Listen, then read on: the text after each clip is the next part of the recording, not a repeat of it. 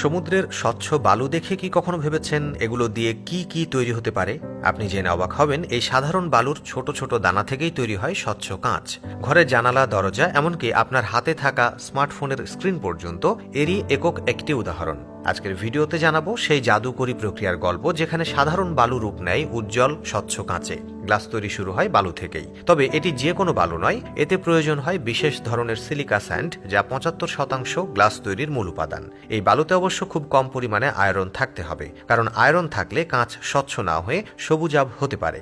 Silica ছাড়াও মিশ্রণটিতে ব্যবহৃত হয় সোডা অ্যাশ আর চুনাপাথর। সোডা অ্যাশ তাপমাত্রা কমিয়ে কাঁচের গলানোর প্রক্রিয়া সহজ করে এবং চুনাপাথর গ্লাসের স্থায়িত্ব বাড়ায়। প্রক্রিয়ার প্রথম ধাপটি হলো এই উপাদানগুলোকে মেশানো।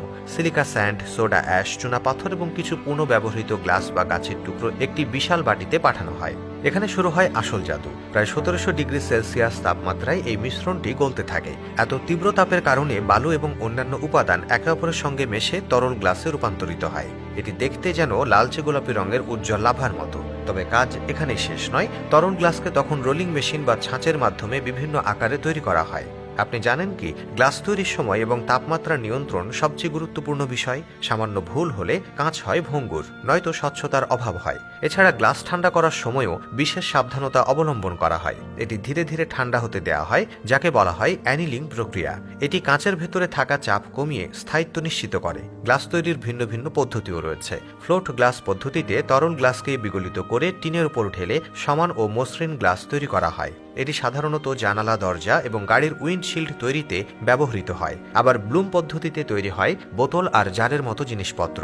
এই প্রক্রিয়ায় গ্লাসে ফুঁ দিয়ে নির্দিষ্ট আকৃতি দেওয়া হয়। গ্লাস তৈরির আরও একটি চমকপ্রদ বিষয় হলো, এতে কোনো রং চাইলে বিশেষ ধাতু যোগ করা হয়। যেমন কপার ব্যবহারে নীল, ক্রোমিয়াম সবুজ এবং গোল্ড ক্লোরাইড যোগ করলে লালচে রঙের গ্লাস তৈরি হয়। বিশ্বের বৃহৎ গ্লাস ফ্যাক্টরিগুলোতে আধুনিক প্রযুক্তি ব্যবহার করে হাজার হাজার টন গ্লাস উৎপাদিত হয়। তবে এই শিল্পের সবচেয়ে গুরুত্বপূর্ণ দিক হলো গ্লাস পুনর্ব্যবহারযোগ্য।